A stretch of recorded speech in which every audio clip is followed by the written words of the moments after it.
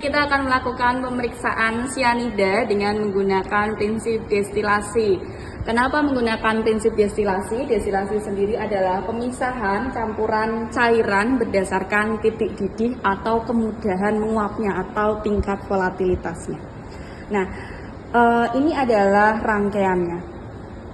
Sianida, entah itu dari bahan makanan, entah itu dari kosmetik, atau apapun itu bisa kita lakukan pengekstrakannya dengan metode destilasi, di mana rangkaian destilasi ini terdiri dari yang pertama heating mantel. Heating mantel ini bisa digunakan sebagai pemanas. Di sini ada on off-nya, kemudian suhunya skala 1 sampai 10. Kalau misalnya heating mantel ini tidak tersedia, maka bisa digantikan dengan lampu spiritus atau api spiritus. Setelah heating mantel, kita punya labu alas bulat. Nah, kalau mau dilihat secara langsung seperti ini, labu alas bulat sendiri ada yang leher pendek, ada yang leher panjang. Ini yang kita gunakan yang leher pendek. Di sini dimasukkan sampel, kemudian pelarut yang digunakan, dan juga batu didih. Batu didih ini digunakan untuk meratakan panas.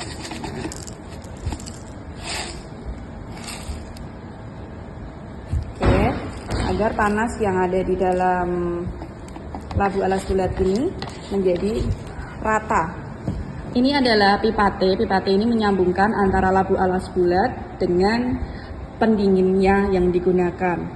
Kemudian kalau kita amati ini bentuknya seperti T ya, T yang miring sebenarnya ya, ini T. Nah kemudian yang bagian atas ini biasanya kita masukkan dengan termometer. Gunanya untuk apa? Untuk memantau suhu selama proses destilasi. Cuman ini nanti harus ditutup ya. Jadi dilihat suhunya sampai berapa. Kan tadi prinsip dari destilasi ini adalah perbedaan titik didih. Jadi yang titik didihnya lebih rendah akan menguap terlebih dahulu sehingga bisa didinginkan dan ditampung di sebelah sana. Kemudian setelah pipa T ini ada namanya pendingin. Pendingin itu ada beberapa jenis. Ada pendingin libik, kemudian ada juga yang namanya pendingin bola. Nah, kalau pendingin libik ini tolong diamati, di dalamnya ada pipa kecilnya lurus. Ini namanya pendingin libik, LIEBIG. Nah, ada juga metode lain atau pendingin lain namanya pendingin bola. Pendingin bola ini di dalamnya ada kayak lengkung-lengkung seperti bola. Pendingin bola itu bisa dibuat tiduran seperti ini, bisa juga berdiri kayak gini. Ya, pendingin bola. Siapa yang mendinginkan lebih cepat? Tentu saja pendingin bola. Kenapa? Karena ketika uapnya masuk sana dueng, dia akan berada di lekukan-lekukan, sehingga kalau kena lekukan dia akan turun ke bawah, kena lekukan dia akan turun ke bawah, sehingga dia akan cenderung lebih mudah terkondensasi. Kalau yang pendingin libik ini prinsipnya, kalau tadi dia menguap naik ke atas, karena ini tertutup rapat, dia akan masuk ke dalam pendingin. Nah, pendingin ini nanti akan dialiri air. Air masuk itu dari bawah. Ini airnya akan gerak terus, kemudian naik ke atas, keluar dari atas. Nah, air ini tidak boleh berhenti sepanjang destilasi. Maka nanti kalau uapnya sudah masuk, dia akan ketemu dengan air yang dingin, dia akan didinginkan, terkondensasi, sehingga airnya netes ke bawah sini. Nah, setelah pendingin libik, ini saya ulangi lagi, ini tempat air masuk, ini tempat air keluar. Ada juga yang namanya pipa alonga. Pipa alonga ini seperti macam pipa cerutu ya, digunakan untuk sambungan ke penampung dari cairan. Nah, kenapa ini diberi baskom? Kadang-kadang untuk mempercepat pendinginan perlu diberi es batu, gitu. Nah, kita kembali lagi ke air masuk dan air keluar. Kenapa sih air masuk itu dari bawah? Kita logika aja. Kalau air masuk dari atas, otomatis air akan turun keluar, langsung keluar. Apakah dia bisa memenuhi sini? Nggak bisa. Maka dia harus dari bawah. Kalau dari bawah, air akan didorong naik ke atas sampai penuh, baru dia akan keluar. Sehingga proses pendinginannya dapat berjalan dengan baik. Ini semua adalah rangkaian dari alat destilasi. Tentu saja dia nggak bisa berdiri sendiri ya, harus ada klem statif yang membantu di sini.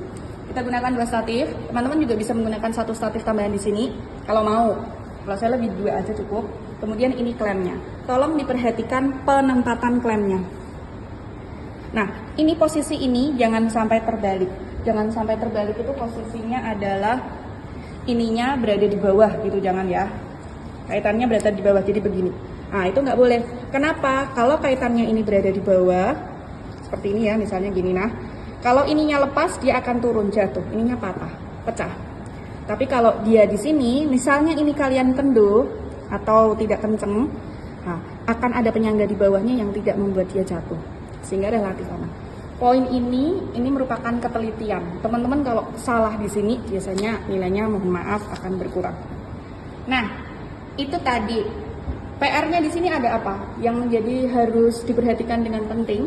Kalau rangkaian destilasi ini namanya kan dari uap ya. Jadi jangan sampai dia bocor istilahnya. Jadi uapnya nggak sampai ke sini nih. Nggak sampai ke tampung, nggak sampai ke pendingin. Karena dia bocor uap dari sini, sela-sela sambungan ini. Maka yang dilakukan apa? Yes, betul. Dioles vaselin tipis-tipis. Tetapi dioles vaselin tipis-tipis pun tidak dapat menjamin tidak bocor.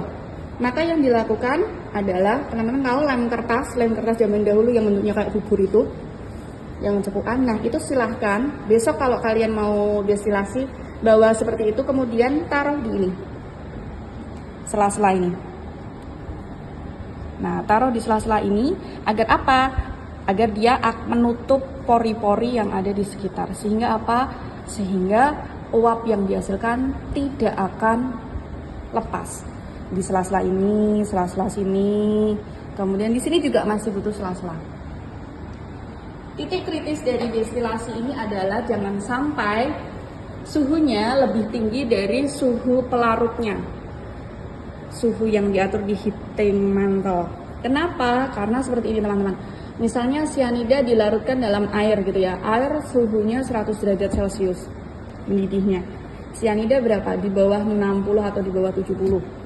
Nah, Anda, kalau kita ambil misalkan dia di bawah 70 derajat, Anda tidak boleh memanaskan di atas 70, apalagi di atas 100.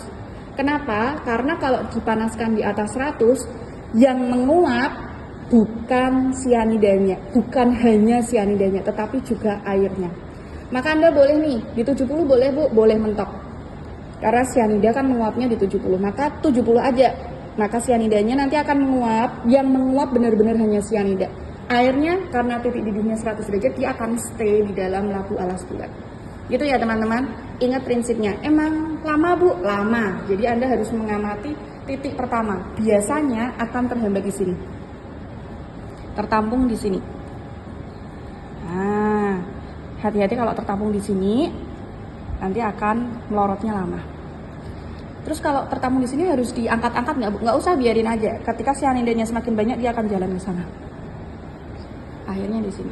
Nah, yang agak krusial, kadang-kadang kalau cyanida itu kan di bawahnya harus ada reaksi dahulu. Pastikan ujung alonga ini, saya putar dulu ya. Ujung alonga ini yang segitiga ini masuk ke dalam reagen di dalamnya sehingga tercelup. Agar apa? Agar cyanida yang masuk, yang terkondensasi masuk ke dalam pelarut dan reagen yang ada di sini sehingga membentuk kompleks yang tidak akan menguap lagi dan mudah untuk diperiksa. Gitu teman-teman, rangkaian destilasi untuk pemeriksaan cyanida. Terima kasih.